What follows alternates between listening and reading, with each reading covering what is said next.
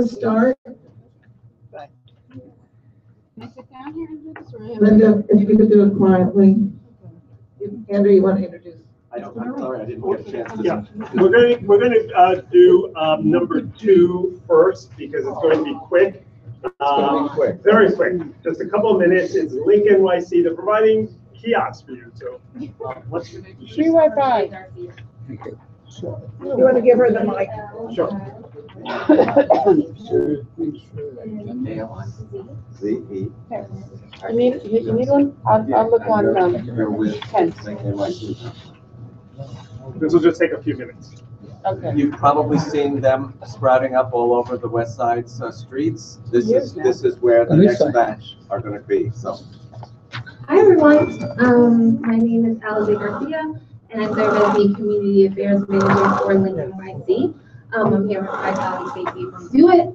We're going to be very brief to talk about the Link NYC project, and also just to leave some time for questions if you guys have them before we leave. So as you know, you've probably seen the Link kiosks across your neighborhoods and wondered what exactly are these things. Our kiosk is the first of its kind. We are providing free Wi-Fi access. Excuse me. The presentation.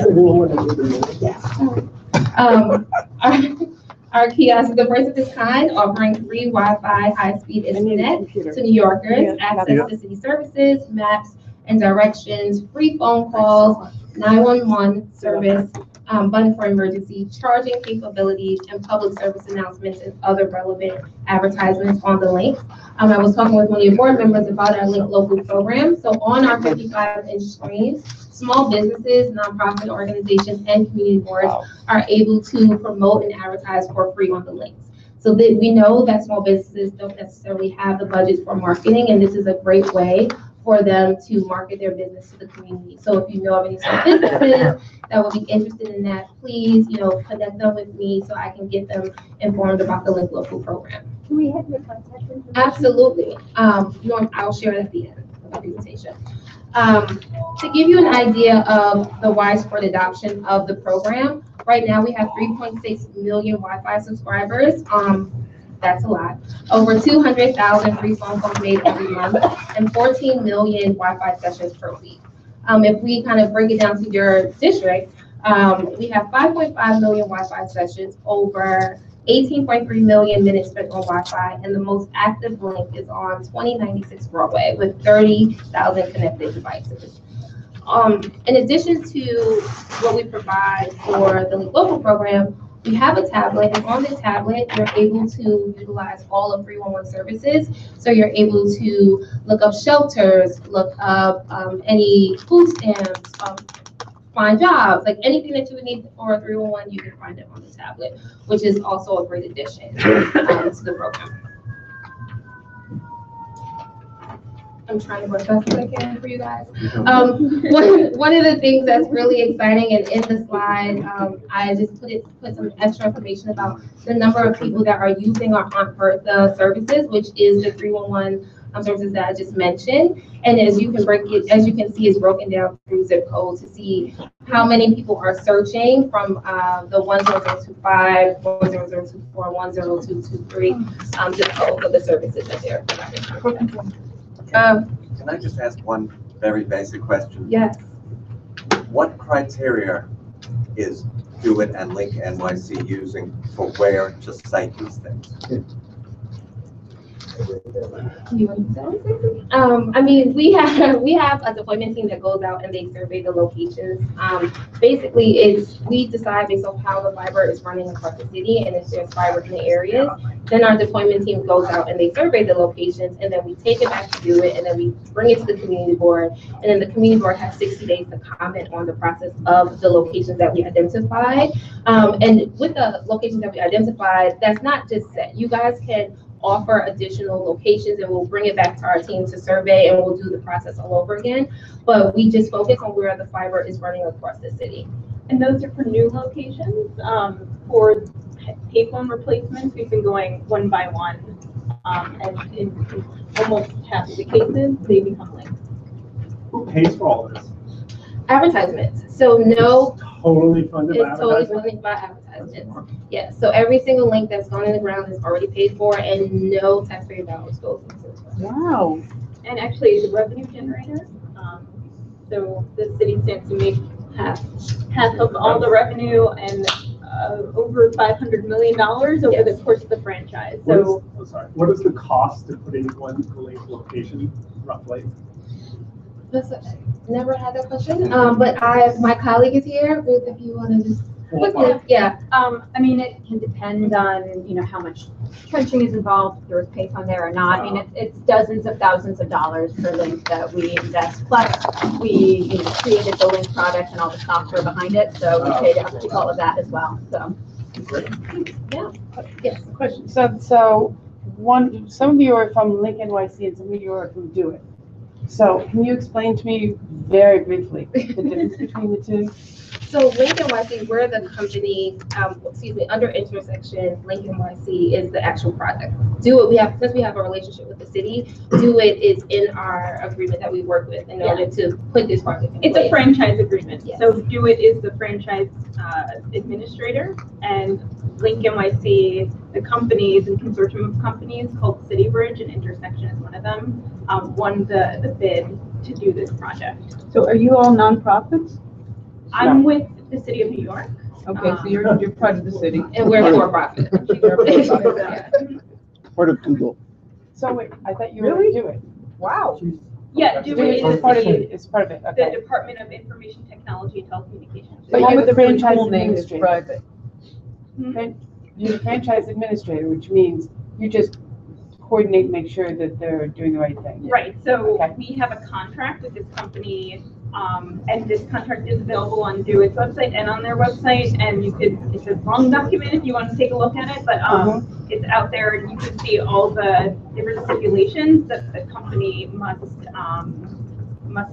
abide by, while they're rolling out this project. So the city has oversight over it, and, you know, we obviously work closely together to roll out the kiosk, so that's why we're both here. Okay.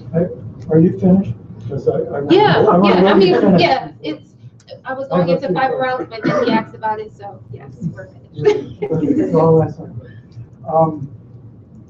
First question is, we often we have to notify the community of when there's going to be an outdoor cafe license application or liquor license and things like this. And right now we put these things on the sides of anything we can find, like street poles and stuff. Is this kind of thing that could go on under what you said, the local network or whatever? Yeah, so community boards have the ability to promote their meetings on the kiosk, and we've worked with some community boards to make different announcements. So for example, Community Board 9 is doing an announcement about a homeless shelter forum that they're doing. So if this is something that the community board is doing, my team can work through together to make sure that it's feasible to put it on there, but I don't foresee it being an issue. Can you localize it to one or two? So when you do the Link Local program, and when you guys send it to me, just Link Local in general, you are allowed to pick 2 links to promote your event on. So if you have 2 specific links that you want to advertise or promote this information to, we will be able to do that. So, but it goes just No, you can. No, so it will be 2 links, but let's say if you needed them to be like 4 links, you know, I would talk with Ruth and we would review it, and I'm sure it would be. Quick question, if we were having a community-wide event, Yes, you can promote could that we on promote it community-wide? within the links that's in the community board, yes. Yes, so we'd have to put a special request in for that. Yeah, you would email me, we would kind of go back and forth just to make sure everything fits with the specs. Perfect. You know, and we'll proceed. Oh, great. Excellent. I just had 2 more questions. Oh, yes, yeah, we skipped some. I've noticed that in this area, there are a bunch of new ones that are dark, but they're already up, and when they're going to go live. I can get that information, that just means that they're, you know, once once we put them in the ground, there's other steps to make sure that they go active. So I can just follow up in terms of where they are in the process before they go live. The screens are. And we'd be happy to share any deployment information with you guys, as needed. The current map of A existing map and, links. yeah. Yeah. Well, what is the current range of the Wi-Fi from the kiosk? Can people speak up? Oh. If you use the mic. Yeah, so he asked the current range for the Wi-Fi. I believe 1,000 feet from the 300, excuse me. Yes, 300 feet. That was a stretch. Just one more question. Do you plan to replace all the payphones, and what's your criteria for leaving some, if you're going to leave some? So again, it goes through the deployment process. Some payphones might not be able to be replaced just based off of where they're located, if there's fiber, that, you know, all the process that has to go in place with Con Edison, do with DOT. So not every single payphone will be replaced with their kiosk, but every single payphone will be taken out of the ground. Except for a few in this community board that are being preserved, the Superman booths on the west end. Andrew, Can you restate where the current kiosks are, and will we see any kiosks in Bronx and Brooklyn? Yeah, so there are, right now, we have 1,400 kiosks, over 1,400 kiosks across the city. There are many locations in the Bronx and Queens, like we have some in Jamaica, we have some in Bed-Stuy. So I can't name every single one. And there's over 280 links just in this district. So there are many kiosks. I can't list every single one. It's all online now. Yes, those ones are on open data, and then all the installed ones are on the Find a Link NYC map website. Yep. So a couple of questions. I work north of 96th Street, and we seem to have, I know in the past, under Do It, we had a preponderance of the payphones up there. Are we getting a larger percentage for community board billing, monolith? Huh? The kiosk. The kiosks, monolith. I can Good take links. that. Sure. So you're asking if you're gonna get more links in this district because there's more payphones? We seem to be. I mean, I've got block faces, which is the one side of the avenues where I've got two, sometimes three, in a single block face. And 4 per 2 block faces is not unusual. Yeah, so typically what we've been working together on is replacing the payphones. So any payphone location is a potential spot for a kiosk. But as we were saying before, not all those become links because of various siting criteria. There's a lot of stuff going on the street and under the street. So that is part of the reason why there are more in certain areas.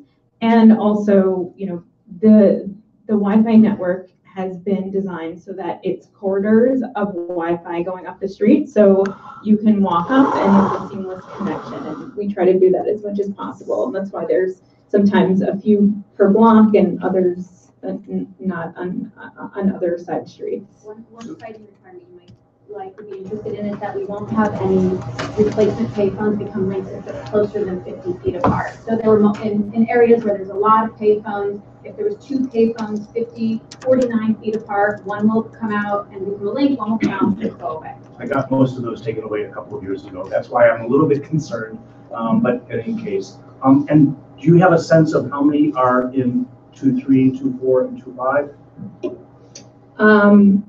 The zip codes. Are there 100 in 2.3 and 2.5? We can break that down for you. And I gather there's a map that actually shows where the locations are. Yeah, if you go to link.nyc, there's a find a link button at the top right, I believe.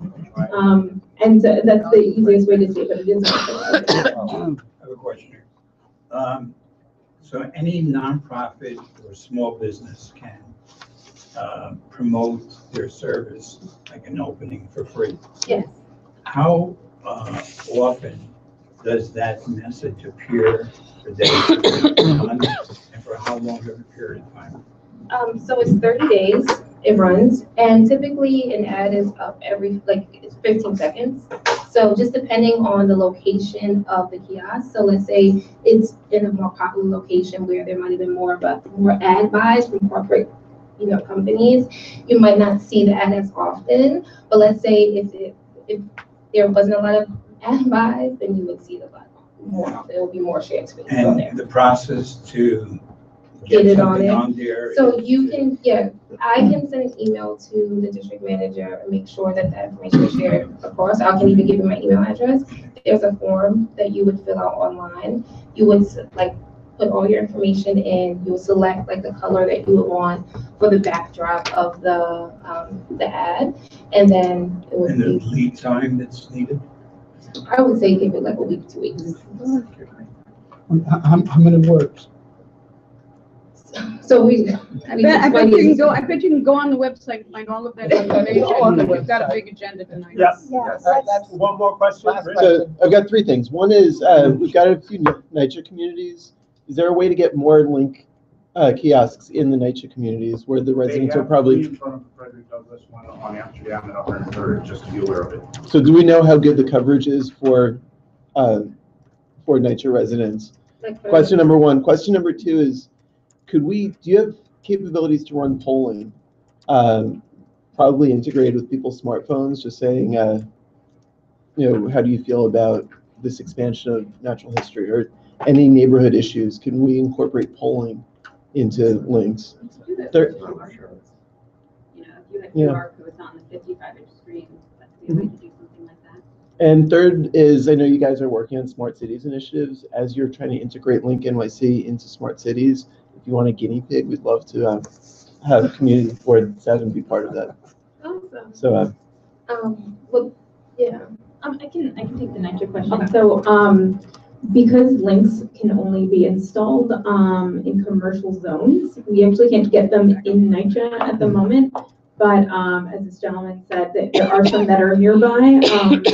This link was always meant to be kind of an outdoor network for the sidewalks. So there are other initiatives that the city is working on. There is a NYCHA broadband, residential broadband project that the city's working on, and they did it in Queens, and they're using that as kind of a pilot to see how it would work in other parts of the city. So that's kind of, and the chief technologies officer is kind of working on that. So it's really separate from this particular franchise, but it is a question we get a lot. Good. Great. Thank you. Thank you so Thank you much. very much. Of course. I'm sure. Yeah, why don't you give your email? Yeah. And then these very specific questions could be answered. Yeah, offline. so my email is ALIZ as in zebra, .Garcia, GARCIA @intersection.com.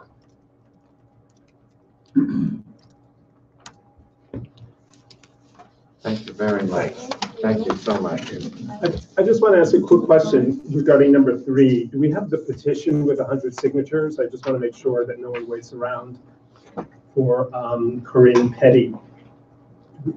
Yes. Oh, we do have the, okay, great. Okay, No, let's go good to to, back to number 1. Howard, should we vote on number 2? What? Do we need to vote on number 2? No, I think Well, they're it's- going. They're in. Thanks. Can you turn on that projector and share things, and then I guess you guys can start and do your thing? I don't know what that is. What is it? Power press? What is that? Tell me when you want me to move it.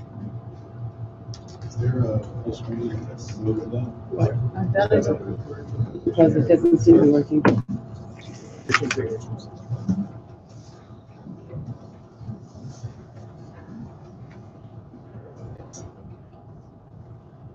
Is there a way to get the whole thing on one screen? 13 pages. It's 13 pages, and I have to scroll. I know, okay. That's what I was trying to do before that. Yeah, I know. Okay, so let me know when you want me to scroll. Yeah, keep going.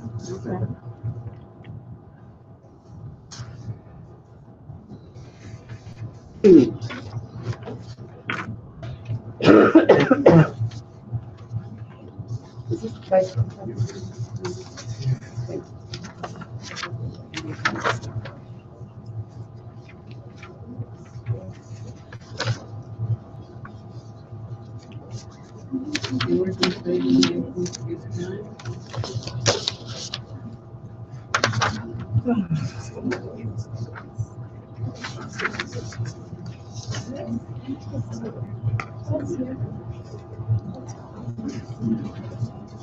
It's a page 9.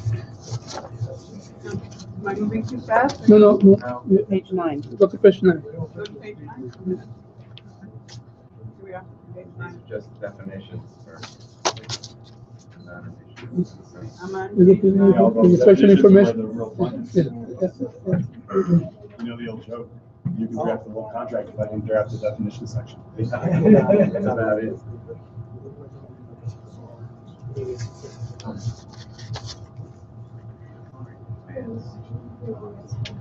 You want me to move back or should I keep going? Move on. Wait, we said 9. That Yeah, wasn't nine. that's what starts talking about the registration process. So, You want me to move back to 9? Yeah. Are we speed reading here? Yeah, we are speed reading. You remember the Evelyn? Evelyn Wood. Evelyn Wood, yeah. You have to say I got it. No?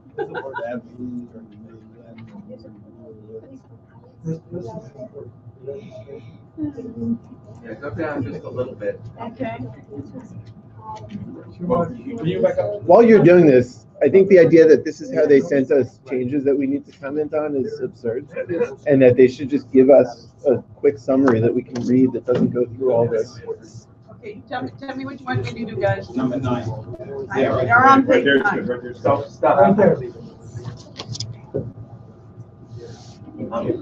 This is obviously important for when BCI considers renewals. But isn't the bracket mean it's coming out? Yes. Coming out? Yeah. Yes, right. Underline means it's being added, bracket means it's being deleted. Well, it probably goes back in under a different language, yeah. So instead of having a poster, they have to actually register, that's what that's. yeah. Well, no, yeah, I see another section is basically if you're on site, if you have a brick and mortar restaurant, you still need to post a sign. But if you're a third party company and you're not based in New York City, instead of, you can't have an on-site poster, you don't have a business here, you need to send the poster in a form of a notice to all the cyclists in New York City. So they're saying that on every restaurant that has a bicyclist, they have to have a sign saying we have bicyclists? Yeah, so every business that has a commercial cyclist, they have a poster in the back of the restaurant or the back of the business that lays out all of the rules, and that's. And how many languages? Well, in every language that they have a bicyclist that needs I it. think they're English and Spanish, and they're probably translated into other languages as well. Cantonese, Mandarin. Yeah, I mean, I think they have, if you go on the DOT, I think it's like up to 30 languages. A lot of these posters are translated into What the whole point of this is? The whole, what is? I have to go through, I think part of it is that there's just some changes. There's a lot of these third-party companies now. And a specific language regarding. If you go to the last 2 pages, it specifies the gist of it. You want me to go all the way to 12? Yeah. Do you want me to make copies of those? If you can. We all got it. Wait, stop. We all got it. I mean, you got the name of it. This doesn't summarize it. Yeah. These are important. These pages don't summarize it. Those are already, Very yeah, good. those are. Yeah. This Yeah, does so not summarize it. So all the I said the text, gist all the of it. I text said that has a summarize it. line under it, that's the new language being put in. Anything that's in brackets is what's being removed, and anything that's no brackets or no underline is what's existing in the current regulation now. Yeah, what I got out of this was that they are proposing that every commercial site has to now register if they're gonna have bicycles, and that the rules as to how they have to be explicit and they have to be posted for the bicyclists. I think basically we call this the Grubhub amendment. Yeah. Because Yeah. It's for. Yeah. Well, does it companies that don't achieve have a that? It's like a, Yeah, so I, It's a Band-Aid. yeah.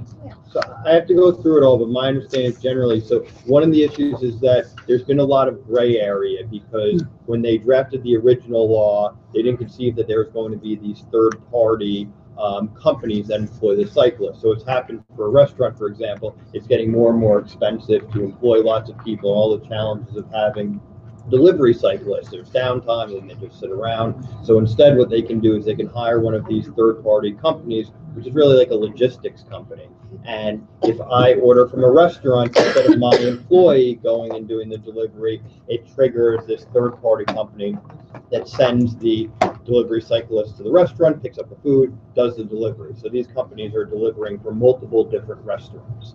And the way the law was currently drafted didn't really conceive having multiple people. So they weren't too sure if there was a violation.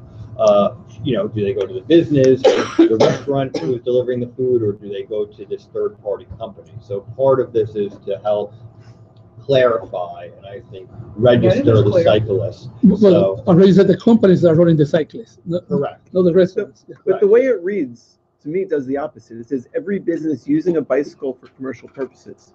So if I'm a restaurant owner and my deliveries are done by Grubhub, which a recent article said that 90% of deliveries are done by Grubhub. That's probably the transaction, they're being transacted, but in New York City, Grubhub, in other cities, Grubhub actually has cyclists. New York City, it's very few. I don't even know if they're set up here.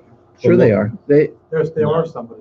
Yeah, but very few. The big companies, there's like Homer, Relay, Postmates, Uber. Those are like the third. So is Grubhub subcontracting to those? Yes, sort of. When you do Relay, you go through Grubhub to post your menu, and then they'll farm it out to Relay or Post-its or Uber if you don't have a delivery person working in your establishment.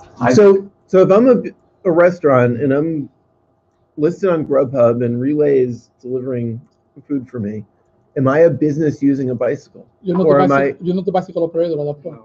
So that means that 90% of the restaurants this does not apply to. Which is why they're adding the other provisions. Yeah, so they're doing this so they can because right now there wasn't, I guess, a specific way to regulate that segment of these third parties, because who's responsible? The restaurant saying, I'm paying a third party to transact this business, why am I responsible for it? If there wasn't a real enforcement mechanism of that third party in place. But, so where does it cover Grubhub? Above. Not this slide. Isaac, right a moment ago. Isaac? When you got brakes, can you go back to that page? We had brakes and reflectors. Are we also talking about motorized bikes? Yeah. It gets to them later. No, actually no. It gets to them. It gets to them. Please.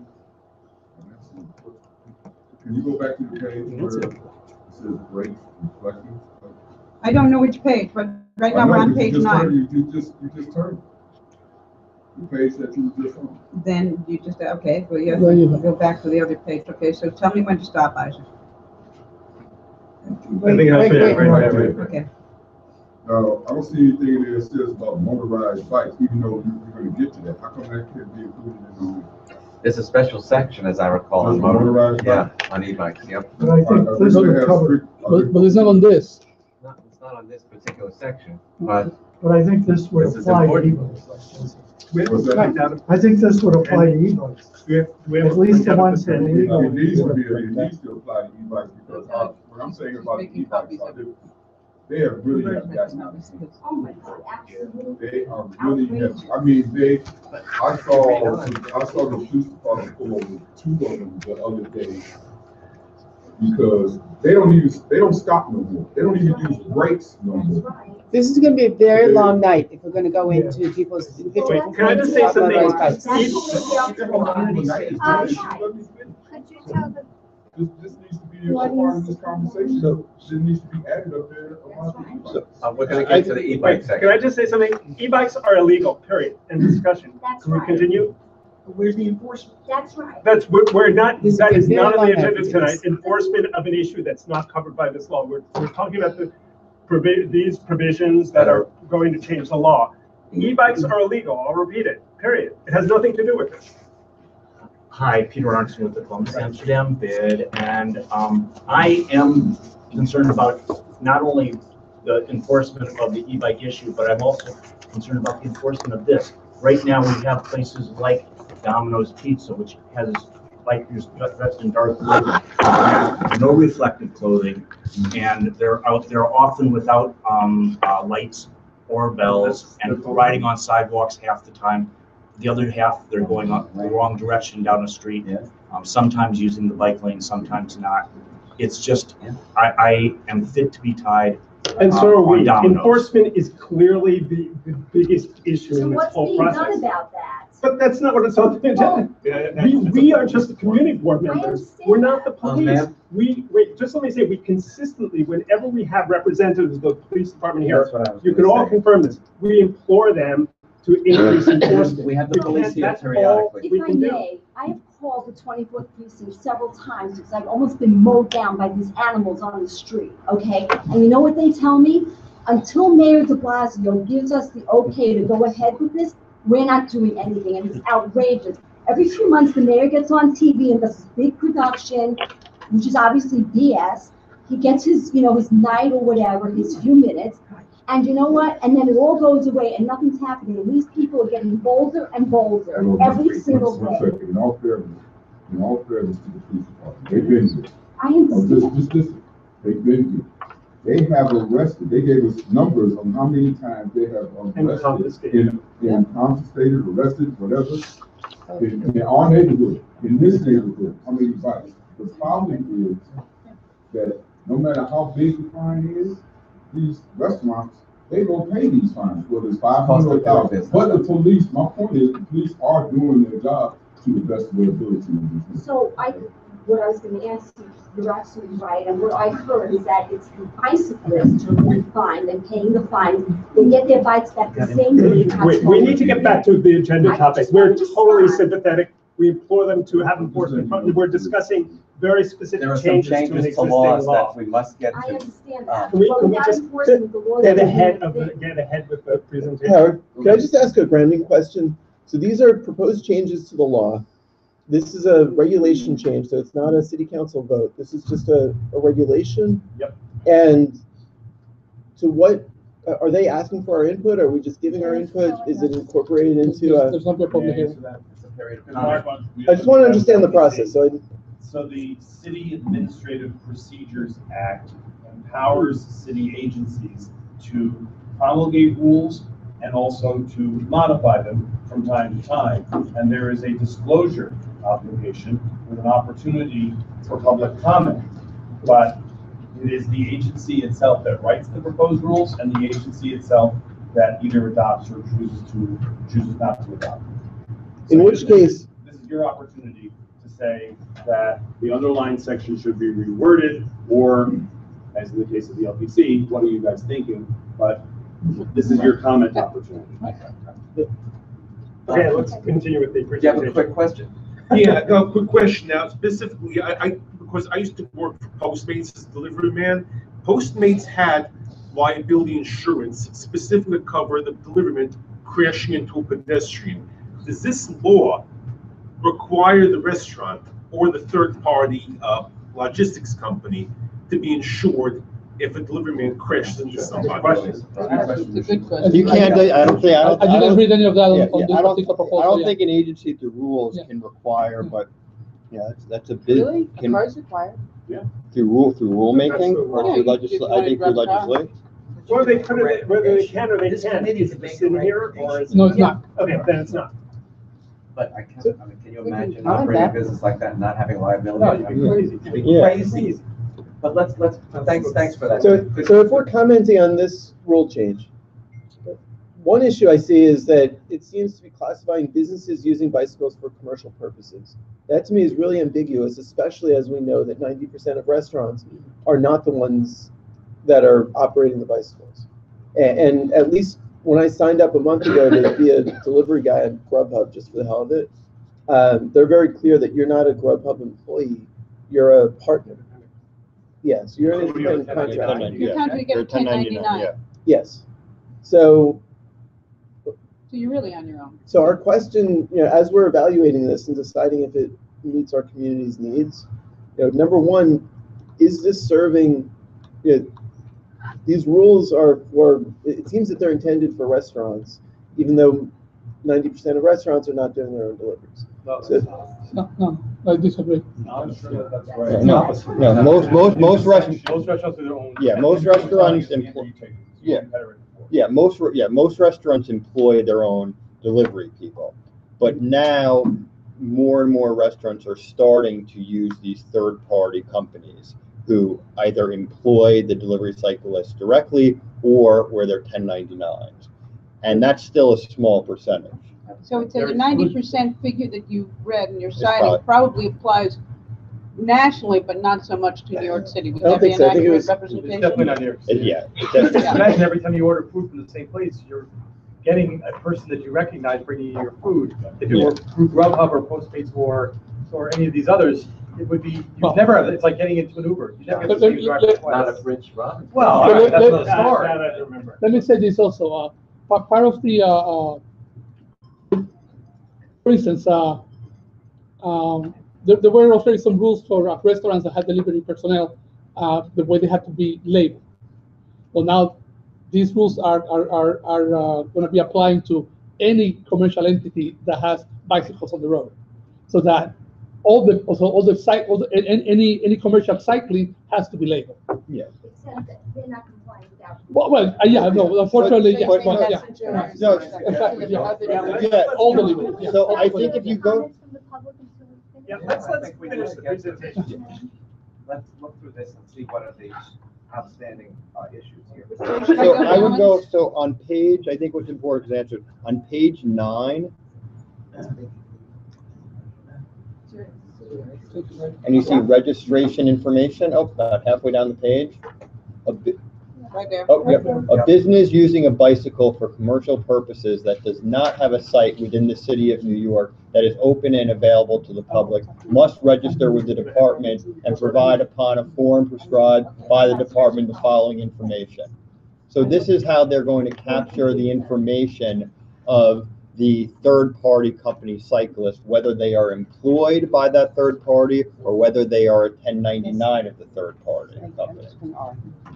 Did everybody get that? That was the most informative thing about the whole. And yeah, so I mean, I just read, so the registration information. So currently, if you are a restaurant and you employ your own cyclists, you have a whole list of regulations: the lights, the tags, the information about the business on the vest, etc., etc. But when it deals with these third-party companies, the registration information: a business that using a bicycle for commercial purposes that does not have a site within the city of New York that is open and available to the public must register with the department and provide upon a form prescribed by the department the following information. And then it will show you, it includes the name of the owner of the business, the registered agent upon whom the process against the business may be served, a list of entities such as businesses that's providing the services for, so that would be all the restaurants that that company is providing services, a roster of such businesses, bicycle operators, so a name of all of those third-party cyclists, whether they are employees of the third-party company or they are 1099 of the third company. So that's how all of those people will be accounted for.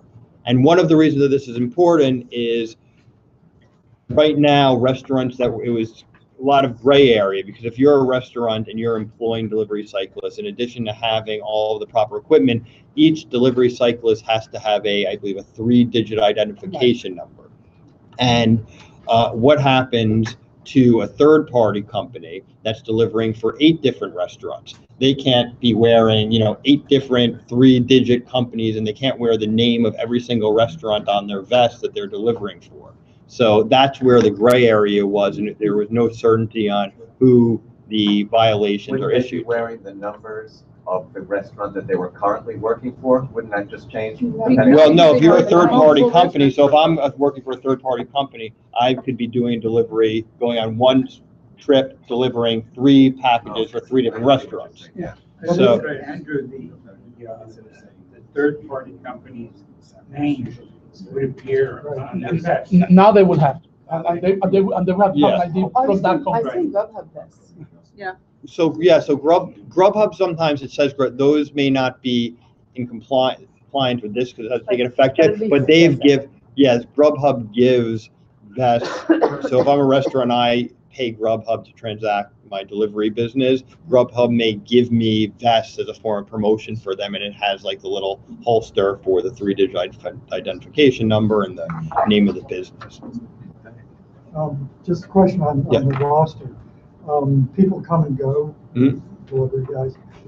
Is there any provision of how often it has to be updated, when they submit it?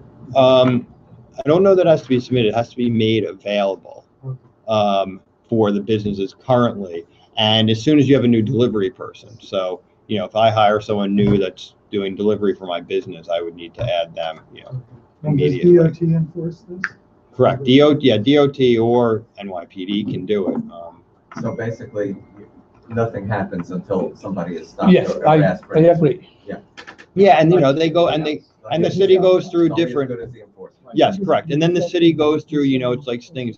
There's, you know, little enforcement, and then all of a sudden there's like some public outrage, and then there's a huge, you know, enforcement where they just go crack down on everyone and confiscate bikes, and you know. Good thing. Okay, anything? Yes. Any more questions regarding this? I've seen a lot of the restaurants where the delivery bikes take up every single inch of the public city-owned bike locking mounts. Is there any way we could charge the restaurants to lock their bikes on public bike racks? Do you have an example of where you're talking about? One such example? Yeah, I mean, it's sure. Sure. Chicken, Ali's, Dunkin' Donuts, Domino's, Chipotle, everything. I'm sorry, BCI, don't you have one of the questions you ask is, where do you put your bicycles overnight? Don't they go inside? Yes, but that's only for the one that comes before. But you're talking about during the hours of operation? During the hours of operation, it's different. Yeah, of course. I use a bike to get to my construction job, and very often the restaurant. You know, we actually had somebody bring to our attention during one particularly bad period that Chirpy Chicken at 7-7 in Amsterdam was parking their bike, was locking their bikes to the rungs of the playground at the schoolyard across the street from them. In front of another restaurant. Yes. Right. So That's taking up. 10 years ago. They've gotten their act. Oh, I think it was 10 years ago. Yeah, it was. And then if you go down. I was on DCI then. Yeah, but I was on DCI. all these takes a hold. And they use the whole sidewalk. But the advent of these third parties is probably gonna ameliorate that problem. What are those guys Are we done? No, here's, Andrew just The asked. other thing is you want to see is the bike safety poster that was mentioned. This is the section that every business using bicycle for commercial purposes goes on, says, you know, must post the address. So this is the section I would address if you're not located in the city of New York, how you notify those cyclists of the rules and know the poster. How do they pay them? Okay. Credit side. If they, you know, have a way of paying them, they have a way of getting in touch with each individual. Well, so they're saying, so every business using a bicycle for commercial purposes must post at least one bicycle safety poster at each business site using a bicycle for commercial purposes. Provided, however, that if such business only has a post office address within the city, such businesses must provide written notice to each of its bicycle operators. Mark? So reading page 1, it says that there's a hearing on May 16th. Correct. And I believe it's also, yes, written comments are also due by 1 p.m. on May 16th. So if I would suggest to the chairs that having gone through the presentation now, we email this to each other. We actually haven't gone through a lot of important things yet. Okay. But I agree with what you're getting at. But the goal ought to be to come up with a letter that Yes, says, that is the you know, goal. here are CB7's comments. Right, that is the goal. Assuming we have comments. And we just got, the reason for such short notice for the joint meeting is we only got the information late last week. Friday, right? Yes. Friday specifically, and then we couldn't get it over the weekend. And somewhere it caught in the translation, we were told it started at 6:30 and that's it. Okay. When next? So a general comment I have is that a lot of these rules exist currently, and for the most part, they don't seem to be followed. And if you look at delivery cyclists, many of them do not have the required names, numbers, name of their restaurant. So, I mean, if we add this, and the main thing this seems to be doing is making sure that the third parties have to comply with them as well. Sure, that's a good thing. I don't know if it matters either way. They have to have the rules and regulations conform to what the normal process is right now. So what this is just really kind of tweaking what was there and adding what has to be added to deal with today's way of delivering food. Yeah, with the promising info. It's really, from what I can see, what they're really trying to do is just make it clear as to who is responsible for what under the old regs and under the new regs, and clean up the language so it's more specific. Well said. Yeah. So, having said that, can we just get through this so that we all know where we are, please? I think we're pretty much through with the presentation. We're just commenting now. What's the part about e-bikes? No, There's just, nothing about the e-bikes. they just reference in here in several places that we're talking about people-powered bikes. Right. But everything else is illegal. They're going to be proposing a reg on e-bike pedal. Yeah. Well, no, pedal assist. Pedal assist. Pedal assisted. Pedal assist. Yeah.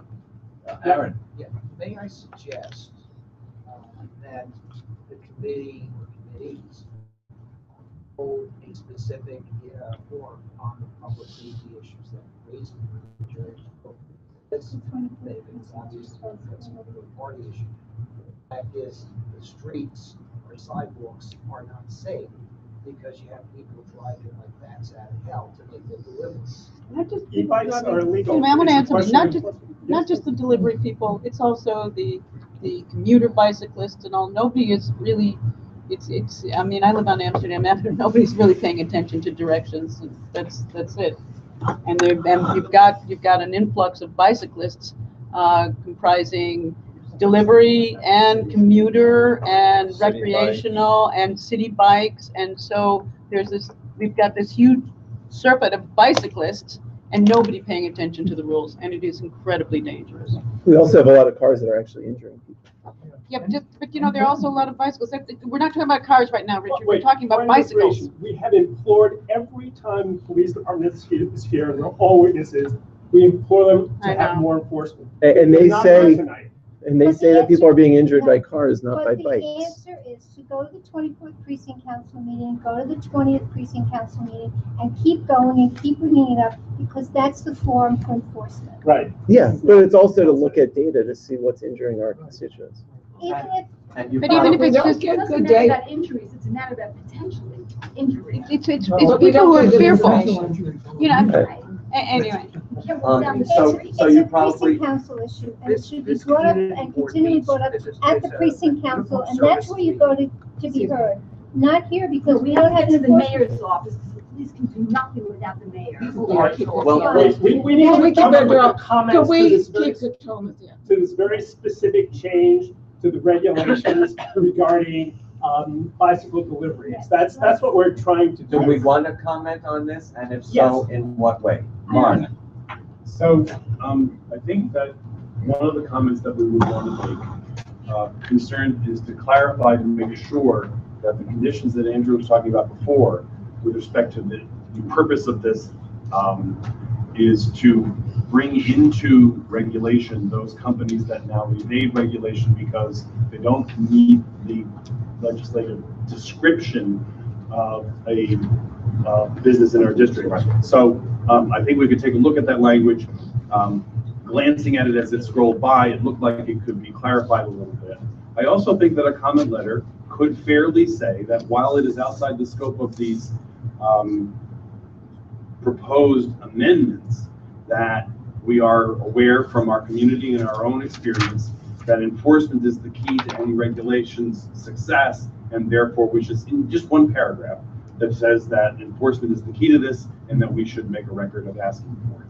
And in the case of VCI, where a restaurant needs an approval for something new, would the committee be within its rights under these new rules to ask for some of these, should this pass and be signed into We law? basically we're doing this already. As I understand it, George Yeah, already does. we're doing that already, yeah. We already do it. I mean, George especially is very, he's adamant about it. Yeah. There is a segment of the restaurant industry, and I'm not being politically incorrect, but if you look at the kind of Asian, Japanese restaurants and their bicycles, if you just go by the restaurant, there's no sign whatsoever on the bike. And the other ones don't even have that. So how do we kind of include them in this pool? It's the restaurants that come from the committee with for a liquor license or a sidewalk cafe. But no, I'm saying, but then there's a whole other segment that don't come in front of the board. Don't need us for anything. And they're not coming for a liquor license, they're not coming for a sidewalk cafe, and so, I mean. But they serve Yeah, wine or and beer. in They don't the have to restaurant, list. but they're not, because they serve wine and beer, they don't have to come to us. So the only way would be to, before we renew that application at the board level, that we make sure they comply with these regulations. Yeah. Peter, I saw your hand up. Yes, I was going to quickly ask if there was a way for the third-party groups to avoid all this by opening up an office in their lawyer's office or something like But then that. they have the rules that are apply to the businesses who do business in New York City. They can't evade rules, they would just have. Right, then rules then that the apply to existing them. rules would apply to them. Okay, so I misunderstood. I It heard just that this was just expands if they the didn't have an application office of in these New York City. requirements to businesses that don't have a physical presence in New York City. Right, but if they created a physical presence Then the through their rules lawyer, apply. then they would avoid it. No, then No, the no, rules no, apply. the rules still apply. It might mean that the poster goes in their lawyer's office. Right, yeah. Apart from that, all the regulations for the cyclists. Okay. Yeah. Fine. In a perfect world.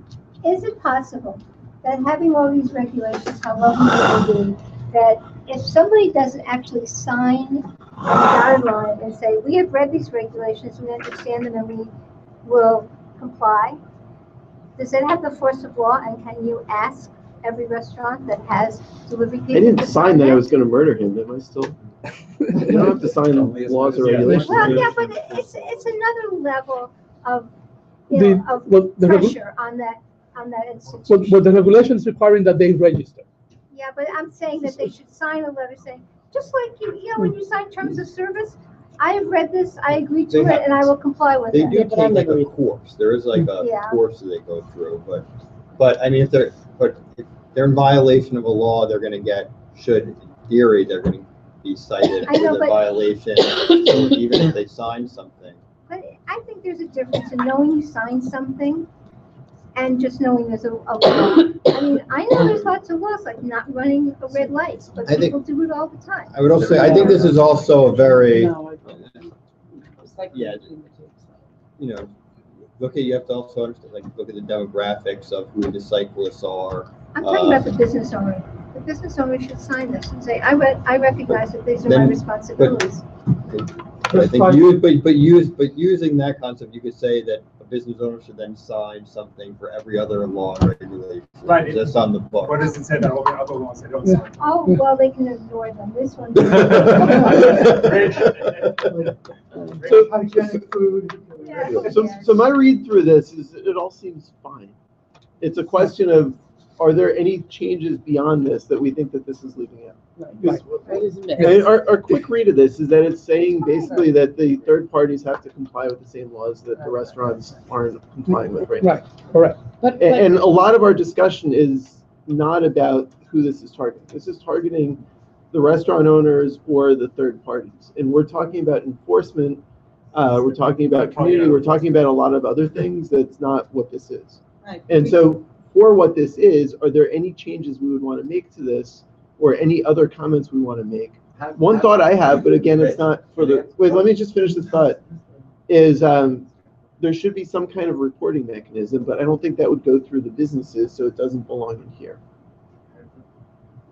I'm just wondering, how is this being disseminated to all of these third parties? Whose responsibility is it to get these possible new regs to them?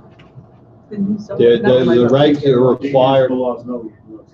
Yeah, well, I mean, Yeah, the city is good lawyer. required to distribute it to stakeholders. So presumably, the city's law department or the agency's department disseminates them. They have a big distribution list. And the companies, there's only a handful of them that are the major third parties, and they have pretty robust operations. So I would imagine that their lawyers or lobbyists or whomever have flagged this. And you're assuming, of course, that Yeah, I know. the existing restaurant owners would get this and certainly distribute it if they start using a third party. Well, if they told They don't have to distribute it. Yeah, I don't think not all the restaurants are getting it, but once this would become law, then they get the information. But I think a lot of the burden here seems to be requirements on the third party, not the actual restaurant. But usually what DOT has done in the past when they've changed any of the regs is they go out and do like a big blitz campaign where they go to the restaurants and they hand information out. They usually have to send something in the mail if there's some sort of like significant material change. But I think most of this would probably be focused The on. city can just mail it through the address from the licensing board, licensing restaurants have every address. But most of these changes are for the third parties, who are probably more sophisticated than. Yeah, I mean, these are like Uber, these are companies that have like, multi-million. Well, the Uber doesn't use, Uber uses the cars, I thought. Mark, the bicycles. from your initial read, do you have any idea? Public hearings and comments is in May. This might become law. There's a prescribed window of time after, I think it's 60 or 90 days after the public hearing, it can become effective. So probably the fall. I have a question that Andrew might be able to answer. The thrust of this appears to be to create this registration requirement on behalf of what you are characterizing as third-party businesses that deliver by bike. Is there a corresponding registration requirement already on the books for a local restaurant? I think they need to keep a current list with the names, perhaps the addresses, and the identification number. That's the roster thing, and that's on site.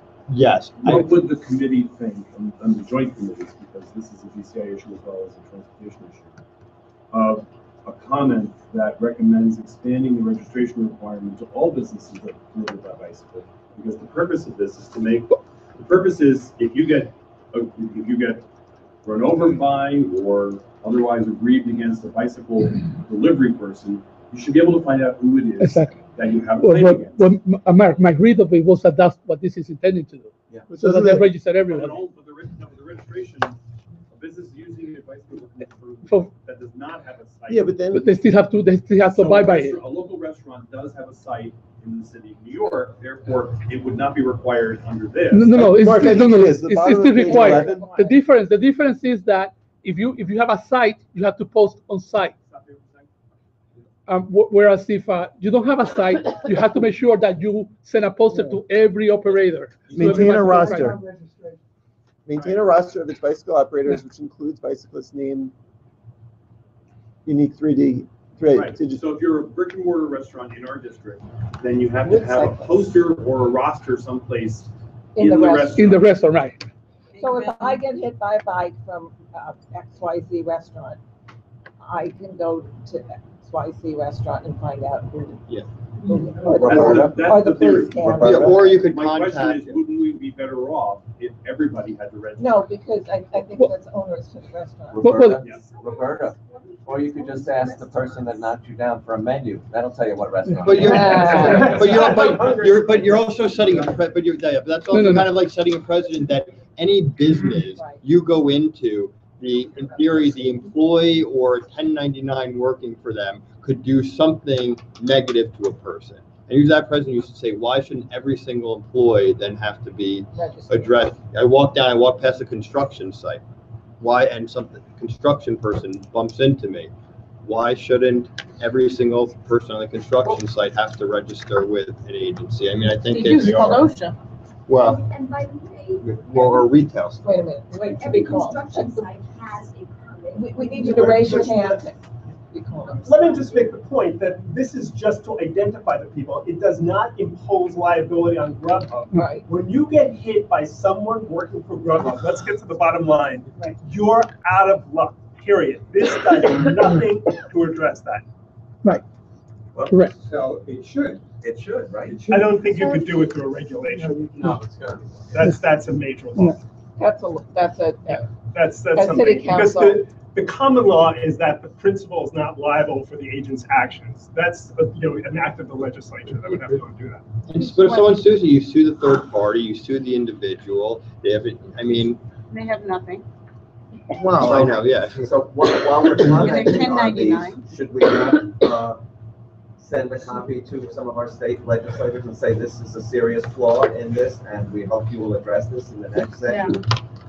Yes, we could do that.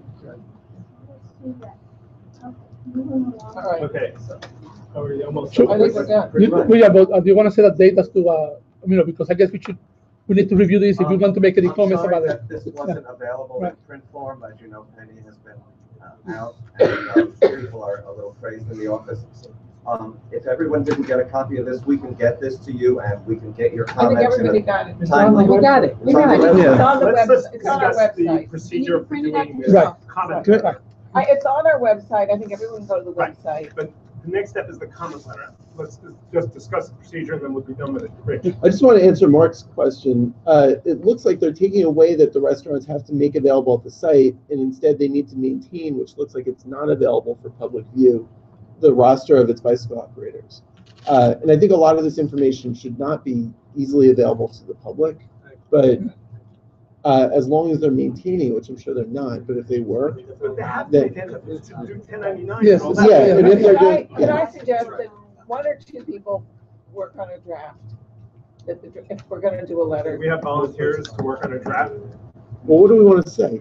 What, I really don't have. I mean, do we want to say anything? I don't I'm have any fine with comments. it. I don't, So yeah. if So someone has comments, maybe they should I don't volunteer. know why we should, because it's basically clarifying what we need to know. Yeah, I don't think it's. And it's I agree not with Mickey. changing anything substantially that would make us say, red flag here. Is there anything We don't that have you to think comment that's on everything. seriously missing that we ought to comment on? Well, I think Well, we it's can fine. talk about I ownership think- insurance. I think process, in Okay. terms of process, which is what all this is about, is the only thing that makes me think about it a little bit is that if every bicycle had a license plate the way cars do, then you can follow the That's bicycle, legislation. because different people could be riding that bicycle at different times. You But know that's who was registered legislation to. that came. Exactly, But- but this doesn't deal with that. Right. But they're supposed to have, each It's a person legislative is, issue. each person currently is supposed to have their own unique ID. ID number. I know, which but I'm is talking similar- about the bicycle Right. too. Yeah, well, there, but like But that's enforcement. that's legislation. Yeah, Yeah, Having- so that's the only thing I would think. Wait, makes you know sense. what? I just noticed the brackets are a metal or plastic sign. Is this getting rid of the quasi license plate that they've been forced to have? Because it looks like they're taking out that every bike needs to have a metal or plastic sign, at least 3x5 with the business's name and a unique bicycle ID number. So is there something that we're missing that No, no, replaces 'cause if that? you Or, look, it says maintain, Right. which, yeah, I don't think we want to Look get rid above of it, those look above it, license though. plates. Isn't that clarifying that? I that's think what it's clarifies? Clarifies what? Rich, The part in you're the referring to brackets. this? Metal or plastic sign has Well, where's brackets the around other- it. Where's the other bracket? Right. I think that's Around in the- the. oh, Right before the bullet. I think they're getting rid of that bullet, Okay. and I don't know that we want to get rid of that. No, because it's being replicated. It's being replaced by what's underneath. But the brackets are on it, they're. It's just being Yeah, more they're, clearly. so they'll start. Where, maintaining- where else does it say that there's a metal or plastic sign No, it's not required? right. it says make What's available, below is what's on the maintain a roster at the restaurant. of its And bicycle. what's above is what's Okay. on the bicycle itself. So Well, I it think says- that's a good comment. Where's the beginning bracket? It's where It's the the bullet. see what- It's the whole bullet. next to Oh, Yeah, that's good. Yeah, that's right. Good eye. Good eye, yeah. Yeah, we don't want, yeah. I just searched the document. Nowhere else is the word metal appear. Okay, so let's How about comment on that one sign? part. So we have one thing to comment on. I'll do that. Okay. Everybody, if you want to look it over again, just get your comments in by A week, Give it a week, 10 days? By the 17th. All comments by the 17th. Yeah, that's the only place where sign shows up as well. Right, so go to the website, read it, and comment to Mark by the 17th of May. No, of April, now, 1 week from now. A week from now. A week from now, yeah. 17th of April. Yeah. Everybody, Okay. thank you. In other words, for the steering. I do think, I know, this is separate from this evening, but I do think we do need to, and it is primarily transportation, what Aaron just referenced, and that is we do need to talk about bicycle safety now that we've got more bicycles in our bike lanes, and they're being used. That's a good thing. Yes. So. And we've discussed this a lot, and I'm going to get back to the point. We've asked the precincts a lot, and they say that almost no injuries are caused by bikes. And we know that hundreds of people are hit by cars every year in our district and injured. So I don't think that you can, they're apples and oranges. Get away from the car. they're apples and oranges, but enforced by the Injuries same aren't small apples and number of oranges. officers.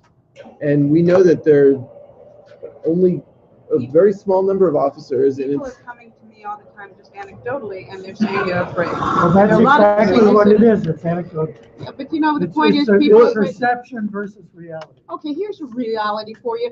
I almost got hit, I've almost gotten hit by so many bicycles, not just delivery guys, city bike guys going the wrong way. I've also almost gotten hit, but I've had friends killed by cars. and But every I'm not talking about getting killed. Can We're I just gonna make a wait point? till somebody gets killed? Everyone in this room is in favor of obeying the law. Do we want a resolution, people should obey the law? I just don't know where I this is think that's going. trivializing it. We've got a different No, no, what situation. do you- We've what- got a different situation now. We've got a circuit of, and I'll repeat, I know I sound repetitive, but the fact of the matter is we've got more bikes in our bike lanes than we ever anticipated, thanks to Citibank, in conjunction with deliveries, in conjunction with commuters, general commuters, and in conjunction with recreation. This is a great thing. I'm glad they're being used. I was a proponent of the bike lanes, but I'm telling you, just the way people walk in front of lights and walk and stand in the middle of a bike lane because they don't realize that there's got to be So some. what do you propose for the community board to do? That's what I'm asking. I'm trying to figure out, that's why I'd like to just make it collectively, because I don't have the answer right here. Otherwise, I wouldn't bring it up and I would have given an answer and just. I'll do express something. my frustration. We've asked for enforcement, and it's all about enforcement. Yeah, all the rules are all there. I The mean, rules even you are can tweak all something here there. or there, but if Yep. there's not enforcement, then there's not enforcement. And that's, You know, We have someone in the Linda's, audience. Linda's thought, I mean, I've repeatedly asked Transportation Alternatives to pull up, they used to have a flyer that was in Spanish, English, and Chinese that said that we had to share the road and we had to share responsibility. They have abrogated their responsibility as far as passing that out or doing education. And we need to do that again. I don't know if that means doing it as a. Well, let me just say, Transportation Alternatives is a nonprofit. It doesn't have any responsibility. Each of us as individual users of the street have responsibility. It has, or I Lobbying was a group. member until I so- got stuck. The lobbying the group. lobbying Right, group. but they have no responsibility To the for public. complying with But the they law. have, to the public. no, Yep. that's not what he's saying. He's saying they had a handout. Yeah, it'd be great to They hand it still out. have it. Yeah, They may I still suggest have- something? And I think everybody? there's instructions at every city bike, Yeah. stand as well. Do you Make remember people- when we were all younger, there used to be this thing called Cross at the Green and Not in Between? It was Yeah. on every television, everywhere. I don't know why the city can't start some kind of PR Like a campaign PSA. once again, saying Cross Yeah. at the Green, Not in Between. Links. Because Yeah. that puts Mickey, the I'll blame tell on you the why. victim. I'll tell you why. I think eventually it Because becomes part of the whole. unlike when that slogan was in vogue, Yeah. That could be right. 90% of people are looking at something as they're I know, so walking you down the do it- street. You do it different, right? 95. Yeah, but you do. Do you know what somebody actually wrote on the sidewalk in the Greenpoint section of Brooklyn? What? I'm gonna use nice language. F your phone, look up. Yeah. Right, But and you know what? we can When I- urge our city council members Yes. to look for some kind of PR campaign, some kind of PSA which says, hey, folks, you're hurting yourself. There's something on right now about driving and looking at your phone. Do you want to be better? Do you Yeah, wanna on be, you know, links, there's. the newest, yeah. And if you can't, you can do that, you can do other things.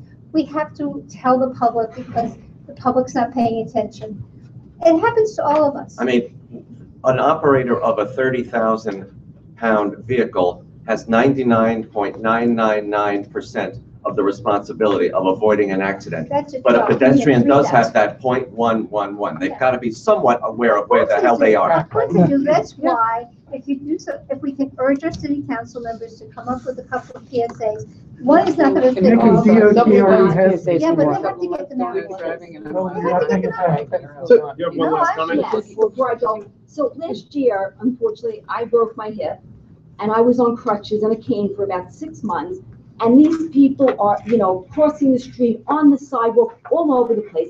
And you know what, a couple of times I yelled at them and I said, get off the sidewalk. And you know what they don't speak English, but they know how to say, fuck you, okay? Were these commercial cyclists? Yes, absolutely, yes. Did they have any ID on them? No, none of them have ID. They don't do that. None of them. We should make rules that they have to have ID. And let me tell you something, if somebody gets hit by one of these bicycles, you'll never find out which restaurant they work for. I'm telling you, George was never. as they go by, yell and ask for a menu. And You'll there find out was. what restaurant. Are we voting on any kind of resolution? Okay. Like what Mickey said about submitting this or no? Submitting. No. We're doing. We have one minor comment. We have one minor comment, we don't need a resolution. All right, good night. Okay. Let's move on. One more thing. If you have a comment, George, within a week, if you could turn it in and You have a whatever comment suggestion you tomorrow. might Send it have. tomorrow. No voting. I don't know, I mean, we have nothing to vote on. But I think that, you know, just everything's kind of changed right now, that's all. And by the way, I actually yelled at somebody. Let me just leave it. Okay. Oh, I yelled at you Okay, guys. No, he came back at me and my doorman had to stop You guys on him. bicycles coming Yes, down sir. on the sidewalk, People right in the room on. who are here about traffic between 59th and 60th Street. I'm going like this. Enforcement is the key. I'm wondering if we can discuss some of that. We will take that under new business for sure. It looks like everybody was getting ready to leave. No, We have one more agenda item, then we'll have new business. The members of the Business and Consumer Issues Committee We're meeting may again be tomorrow leaving night. because it's no longer, Thank the you. issues are no longer Thanks. joint. Thank you, Linda Thank you. and Andrew. Bye-bye, everybody. Paul, Good you night. want to, No, you're up, Okay. Paul. Yeah, I would like to get a secondary street naming on 101st Street and Central Park West for this woman, Corinne Petty. This is who she was. Paul, I'm sorry. I called attention to this the last time. There can't be a northeast corner. Well, they wrote it that I way know. here. But there's no It's the corner northwest on the corner. east side of Of Central course there Park can't be. West. There's no corner. Exactly. So you're So- asking for the northwest corner or the southwest corner? What, north? Northwest corner of 101 and CPW. Yes. Thank you. Okay, let's go. Anyway, she was a civil rights activist, a community activist, principal of PS 209 for 23 years. Hello.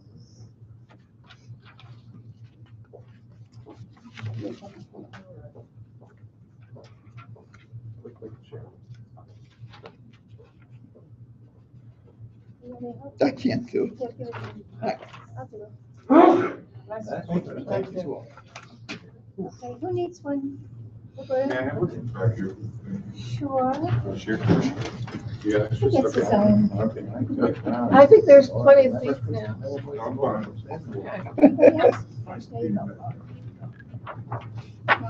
Paul, when did she pass away? When did she pass away? What's the date? 2014. Why are you bringing this up now? Excuse me? Oh, Why not?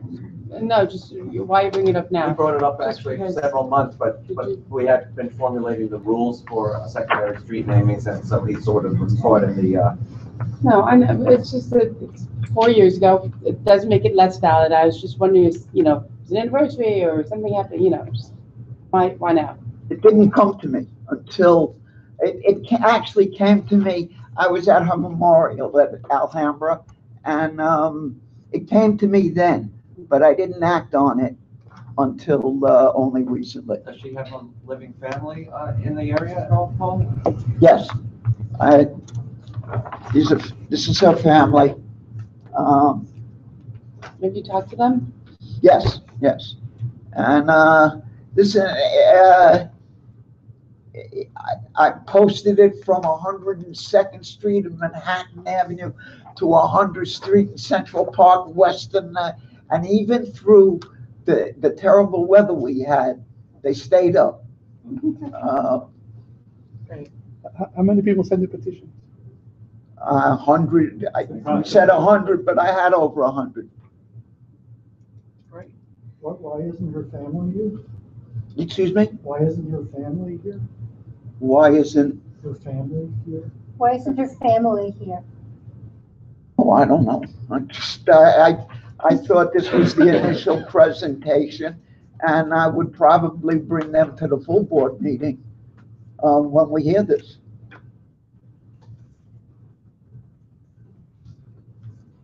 Beautiful family. Yeah. Really lovely. Comments, this is not the first time Paul has brought this to us. She does apparently meet the criteria. She does. She does. Mark. I had the good fortune to meet her toward the end of her advocacy period. She was a member at that point of Three Parks Democrats. I'm reading here that I guess there was another club along the way, and she was a district leader. Her education career was sort of a civil rights activist and then an educator. I believe she was like a school counselor, and then back to politics when she was retired. And that's sort of an interesting combination, I find, of someone who's being of service in a political realm and then in a very non-political realm and then a political realm again. And I found her to be a truly lovely person who anyone would be proud to know. So I would be inclined to support a secondary street naming for her on that basis. Thank you. Ken? Well, I don't doubt that she's deserving of this. It's just that I really believe that nobody should be deserving of this. That we have a very scarce resource here, street corners with street signs, and you know, there are lots of deserving people in our community of 250,000 people, and we sort of opened up our street corners on a first come first served basis. Whoever can get to the community court first is going to get the street renamed after them. And I think we can look forward to a feeding frenzy when the word gets out that community court 7 is willing to name a street if you can come up with 100 signatures. And who wouldn't want to have a street named after them? You know, it's a great honor. People in my building are waiting for me to die so they can name a. Are you sure that's the most? Is it for your apartment? So it's for your apartment. It's really for your apartment. So just to finish up, I think there's something deeply unfair about this process because it is first come, first served, and there are so many deserving people, and we should not be playing favorites this way. Ken, just so you know, when you say our corners are in short supply, we have 255 of them. Just so you know. Yeah, and how many have secondary street names? Probably 50 or 60. Well, No, but probably 30. Well, yeah. So this is why we passed a rule a number of years ago that we would track these secondary street namings, and that they would expire in 10 years, and they'd be reviewed every 10 years, so we renew them if we wanted to, but essentially they would expire in 10 years, so that there is a fresh flow and opportunity for other people. So I'm calling this committee for enforcement. Enforce it, goddammit. Let's get that list and let's start. Everything comes down to enforcement. It does. I mean, it's a very nice concept. It would not be. I'm with Ken in that it's a scarce resource and there are a lot of deserving people, but I feel better if I feel that there's a flow. It wouldn't be. It's not difficult to go to the office and trace when who we have now and when they were voted on. There's actually also a website. I know. I saw your email. That's pretty amazing. And it doesn't give the date of. No, it does. But it wouldn't give the date we voted. We give the It date gives the DOT date did it it. was installed. Yeah. But if you did that in 10 years. Yeah. So can we like start looking at that? Yeah, we should. Yeah, I think that's just a simple spreadsheet. Right, I mean. I always thought it was impossible to do. I disagree a little bit with this particular issue of that it's going to be a feeding frenzy. This is something that has been available for years, and I don't think that us codifying a set of rules as to how someone will be eligible is going to engender a frenzy of people now renaming streets. I just don't see that happening. I agree. You're absolutely right. I mean, it's an amazing neighborhood and it has loads of deserving people, but not all of them have, you know, the people around that would bring it to everybody's attention and give them a vote. I mean, Rich. I just want to clarify, as I always do, that I'm going to vote no, as I always do, because I think that it's a really bad way of recognizing people. I'd love to see plaques that actually say who the people are instead of having a signpost that. Yeah, but then you gotta get the approval of a building. The problem with the plaques is, Ken and I met with Gail a few years ago. We had a whole list of people that we thought were wonderful. The plaques have to meet certain criteria. And the woman that was, and they cost a certain amount of money, which is a lot. And they have to be approved by the building that they're going on. It's a very complicated process. And there are plaques around the Upper West Side, and maybe at some point it would be nice to identify who the plaques are for and where they are. But it's not that. See, the benefit of the plaque is that it tells you something about the person. Failing the plaque and having secondary street names, I think our website or the website that does the website that you're referring to can tell you about the person? Yes. Well, then. So we could have a link. Well, I think we should have a link on our, we should have a link to it on our website. And then you can, and today people Google. So they. Oh, you sent it to me. I'll look it up. Google the name, they'll find it. That's a great resource. Nikki. I am going to move that we approve the secondary street naming as presented. That's something with a second? Second. Thank you. Make a comment on the motion. Of course. I was going to propose an amendment to our guidelines at the next full board that we may include as part of the guidelines that we not vote on a secondary street name request at the same meeting that it's presented, because I think in some cases, particularly when you have the family there, which we don't have tonight, there's a lot of emotional pressure to vote for it. So you can't keep that, but you can't tell the family not to. So no, we're just saying we would vote the next month. But they'll come the next, you know. That's okay. If my family was gonna have a street name, I'd come every month. I would be here too. Actually, You know, in this so the particular emotional case, Paul has brought it to us and we were just going through the changes of our regulations, so it. All right, call the question. Call the question. Well, Ken has a thing on the floor right now. He has No, that's. No, he said he was gonna read it for the full board meeting. Oh. The question was called. The question, it's nothing to do with the question. I'm proposing that we put it on. Well, that's not a friendly amendment, that's No. a substitute motion. That's a substitute motion, right, Mark? No, it's a motion to table. And we, Okay, all those there's no debate on those, I guess. So all those in favor of Ken's motion to put it off a month, may I see a show of hands? Wait.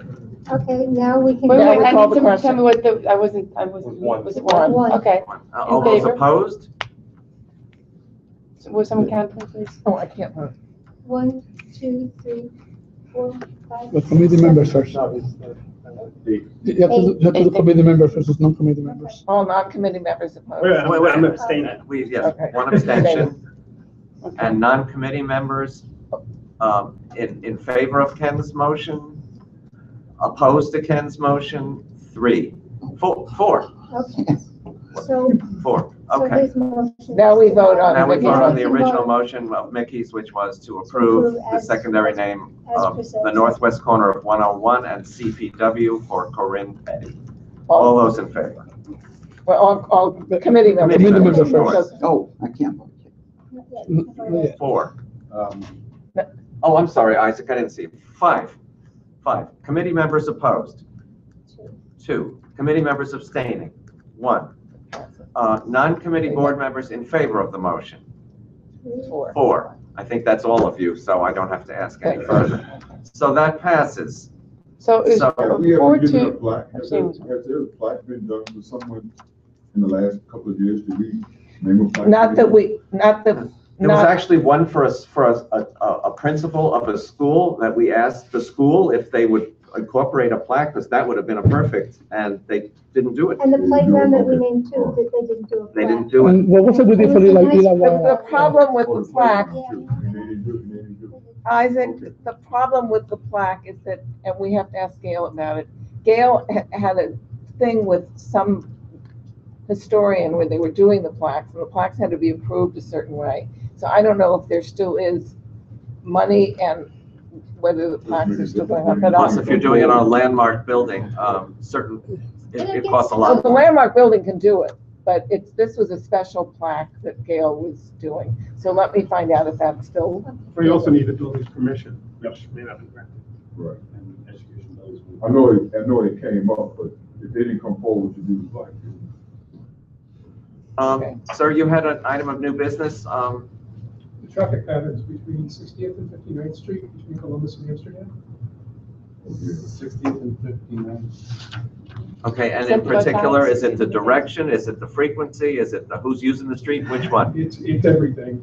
So you have three people here. We all live in the same building. None of us coordinated coming here this evening. So the thing on the super block of Fordham University between 60th and 62nd. Right. When I moved in there 19 years ago, those streets were both two-way streets. 60th and 62nd Street were both two-way streets. Can I draw a picture? Oh, sure. They have been changed over the course of the years, originally because of some water main repairs. Right. And then certain advocates wanted to have streets one way, whatever their suit was, whatever their issue was. So Fordham University, when they built their campus, their new dormitory on 62nd Street, wanted to change that to a one-way street and got rid of the traffic. And then the traffic on 60th Street became one-way because of the water main replacements. It never went back to two-way.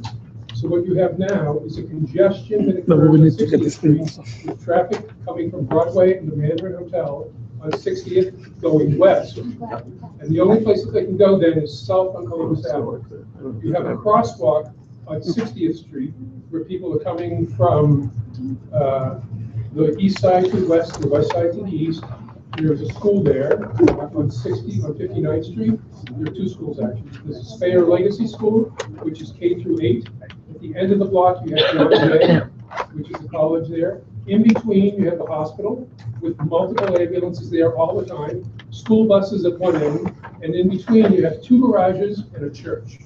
And the church is the headquarters for St. Paul the Apostle in the United States. So we're a very busy area because that's where the parish is. So this is one of the most congested streets.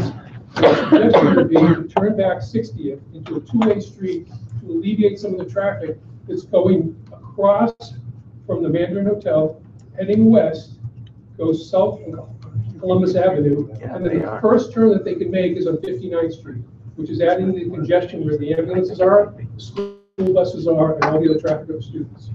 So the question that we've had a number of times is, how can we bring back the original traffic pattern that was on the streets between 60th and 62nd, where they were both two-way streets that allowed traffic to flow over to the west side if they wanted, or flow to the east side and down Columbus. You may be very interested to know that DOT is reassessing the West 60s now. There's also some new buildings going up that are going to necessitate a change in direction for some of the streets. But I think Howard recalls, as I do, that making 60th Street west of Columbus two-way again was on their radar. They're well aware of this issue. I think this is one, I wouldn't bet a lot of money on it, but I do seem to recall that this is one of the changes they're proposing. So I've spoken to engineers who've been there with their plans in the past, and they looked at it and they said, this is going to go back to a two-way street. Right. But it's been 6 years since I last heard. When did they finish the water? That whole area, that Water whole main was area. replaced over, the finishing work was two years ago, but in the interim, the 60th Street was two ways, one way east, one way west, now it's one way west. So they keep changing it based upon where the pipes are being put in. If I can elaborate. Yeah. That whole area is still in the process of being developed. I'm trying to get it up on the screen. On a number of streets. From what I was told, Yeah, so what streets? until that was 59, well, one was 60th, So there's no more construction on 60th? Oh, there's construction on 60th and 50th, like at the end near 11th. They have barricades. When I walked over there, they had barricades. Barricades on 60th have been gone for the actually over a month between Amsterdam and Columbus. So you saying they're through with any kind of construction over there? There's, I'm not saying they're through with the construction on Amsterdam, but they're through with the barricades at 60th. Yeah, but what I'm saying is, they're doing a whole redevelopment on that area. So I don't know if they're gonna go back to a two-way street anytime soon. I'm not saying. So this is redevelopment, there are no new buildings going up, but the waterwork replacement, the branch lines and the major trunk lines are still being replaced. I thought there's still work on Amsterdam. And there's work going on the lower 60s with brand new buildings and. That's over in West End. No, Central Park West to Columbus, or actually we're talking about. It's on Broadway. Excuse me, Broadway to Columbus. Broadway. It's not even on Broadway, that's on 8th Avenue. No. Between 7th. No, there's some new buildings. In fact, we're gonna have a meeting shortly with DOT. No, that's 66. But they're talking about changing a lot of street directions. Let's just. Why don't we DOT find has- out? You give us your information. Yeah, DOT has a plan for that, and if it's just a question of when then and not If if. you give me your information, we did meet with DOT, they did give us some information, they were working on it, but they didn't tell us anything definitive. So if I've met with DOT and some of the members of our building yet as well. And again, it's really hasn't gone very far. No, we And I know that there's a lot of consideration. The hospital, What's your building address? 2 Columbus Avenue. 2 Columbus. Which the entrance is on 59th Street, right off Columbus Avenue. Is that the building that also has the church's? I can put a map on the screen if we want to see it. No, we pretty much got it. Separate entrance, but on 59th Street, next door. It's the bottom of Columbus Avenue. Side street. Yeah. The entrance is on the side. It's on 59th Street, Columbus. Could I point out another issue as well? Still finalizing There are some of the anywhere from hospital. 9, 10, 11, 12 ambulances on the There were a street. whole bunch of In addition, they have a little alcove where 3 of them can park, so that's 12 to 15 ambulances. On what street? On 59th Street. Uh-huh. We were told that the law required that. It's about Mount Sinai Hospital? Yeah. I know something about hospitals. I lived at NYU Medical Center for a number of years. There are 3 hospitals there. University Hospital is over 1,000 beds. Bellevue Hospital is huge. The Manhattan VA is even bigger. They have 2 very busy emergency rooms. I can see maybe 2 on First Avenue. They told us the law required that. Well, then why doesn't the law require that for NYU Hospital? It doesn't, and they don't have to have that many ambulances there. Furthermore, they got a lot of parking garages that they own. Put them in the garages. And it's a lie that says that the law requires them to have that, but not other medical centers. And that just has to be clarified. When you met with DOT, when you spoke to DOT, did you bring that issue up as well? No, we just talked to the hospital. I don't know where to begin. One quick suggestion, call 311 and tell them that there seem to be ambulances illegally parked on the street. I'm sorry, we have done that and there is no response from 311. No, from what? You cannot get a policeman to go down there to supervise. No. And the one time recently where one of the members of our building had a cop drive by, hailed him down and said, listen, can you do something about the ambulances? And the cop said, what do you want us to do? They're ambulances. It's like they're not supposed to be parked where they are because they're obstructing traffic. The policemen don't want to have anything to do with the ambulances, and the ambulances take free reign of that. So they're parked, double parked, triple parked on certain parts of the streets. When we met with the commissioner, 2 weeks ago, he told us that they were working with the hospital. So I think that'll be a follow-up question. We can follow up on it, but if you'll give us all your information, we need to check with the commissioner and again. It's just that it's an unsafe environment with a school at one end that has buses picking up and dropping off children in the morning and the afternoon in a grades K through 8. At the other end, you have a school that's a university, it's John Jay. In between, you have 2 garages that are filtering people in and out through the course of the day, which are mostly hospital employees, that are on different shifts. So there's a lot of traffic of cars coming in and out. And again, you have the parish house at St. Paul's. So it's a very congested street. And with the ambulances double parked on both sides, sometimes you have a single lane of traffic trying to maneuver its way down the street. It's very congested, very unsafe. It's also a truck route.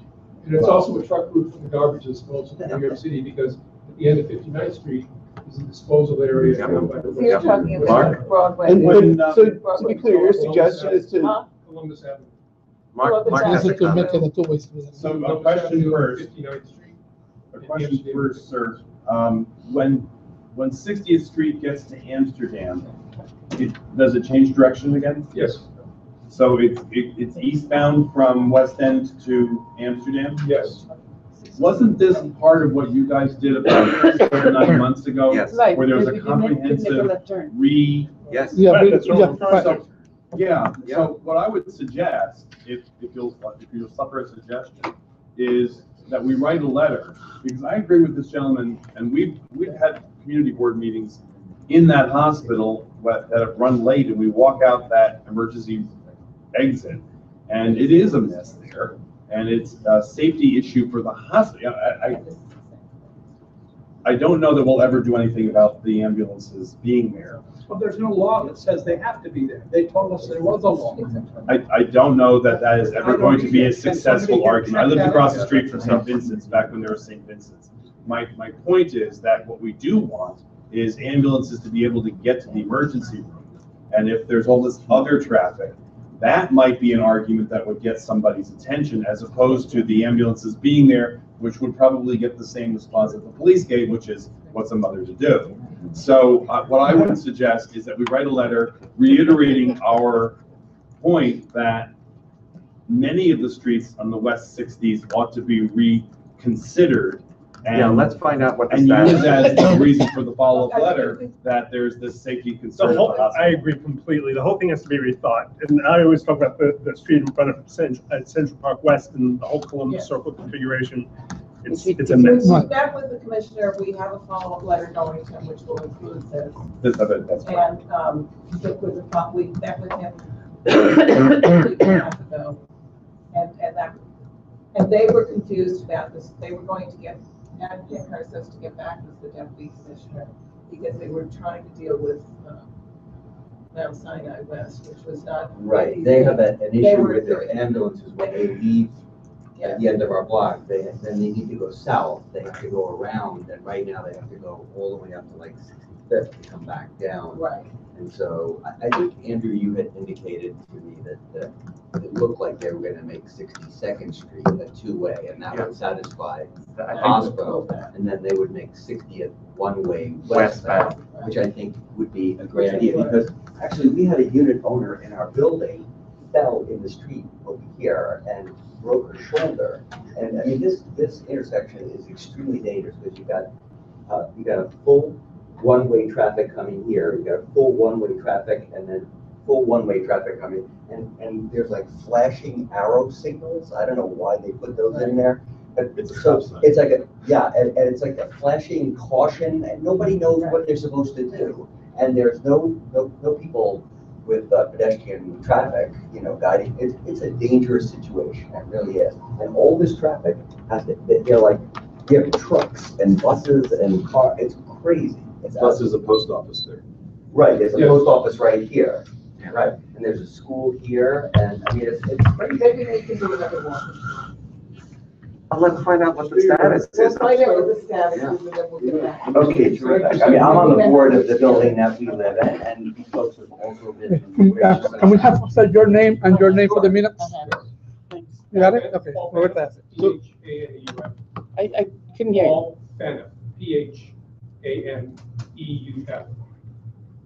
If I could just add one other thing. So on 59th Street, you do have sanitation department uses that as a major route to go down towards The 12th Avenue. Marine Transfer Station. Where the Marine Transfer Station is. So you have a number of large garbage trucks. I mean, you don't realize how big a garbage truck is until you're like really standing beside it, or it's about to run you over. And you realize these things are big. So the ambulances, the garbage trucks, the school buses, all in 59, a lot of congestion.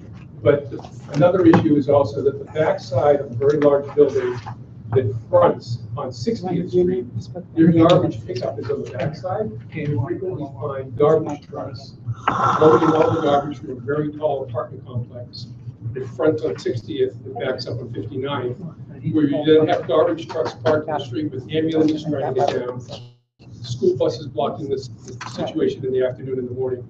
It is unbelievably congested and very dangerous for pedestrians. And what Robin is talking about is when the light changes, if you have an ambulance trying to come down the street, they feel like they take precedent. They push the cars in front of them to go through the light because the ambulance is in a hurry.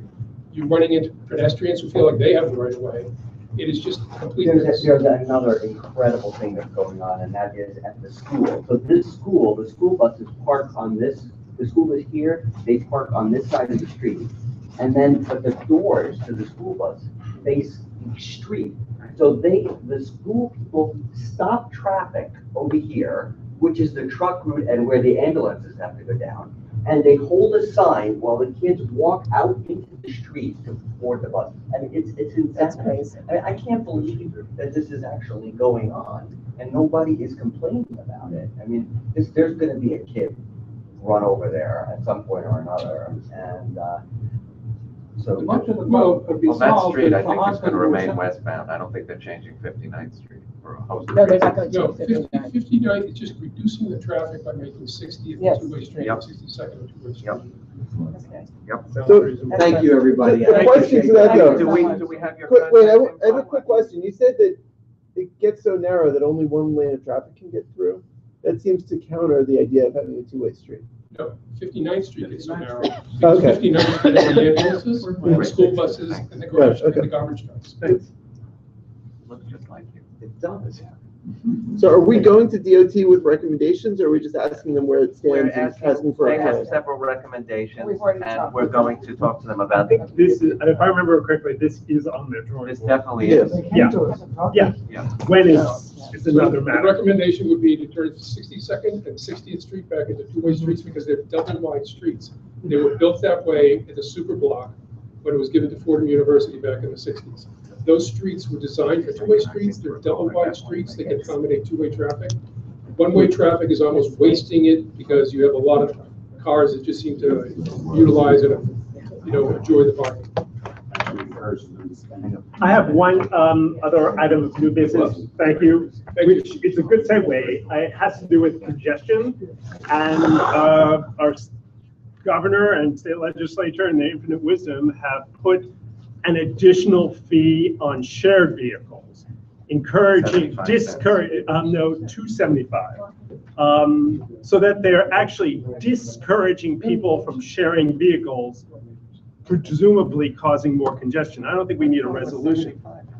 $275. I'm sure It's $275 on Uber, Lyft, Right, and and those $250 $250 on yellow cabs, yellow but cabs. on shared vehicles such It's as 75 cents, right? 75 All I'm cents, saying yeah. is that if you're in a private car, there's no fee. Everything else, if you share or try to be eco in any way, or try to be efficient, there's a fee. I don't think we need a resolution, but we call for congestion pricing, and this is clearly not what we had in mind. No, this is so-called phase one. That's all they had the guts for this legislative session. What are you asking? I'm just expressing my frustration. I'm sorry. That's something he's asking that I'm we joining need the crowd. to expand congestion pricing to privately run vehicles also. Because you're currently only addressing commercial vehicles. Thank you. We want to make it more than a hot air, we've got a resolution before. The lack of action. Deploring the fact that the state legislature has not enacted congestion pricing as the governor indicated they might, and taking steps that arguably increase congestion, discourage people from sharing vehicles. Right. How's that for Yeah, resolution? the unintended consequences, Right. it's now more advantageous to drive a private vehicle. Right. So I hear it. And let me just add that it also puts off into the unknown significant monies for the MTA. Right. Right. Do we hear a second? Yeah. Second. All those in favor of that? 1, 2, 3, 4, 5. Not yet. Community member first. Okay, all those opposed, Was it 5? abstaining, it was a unanimous.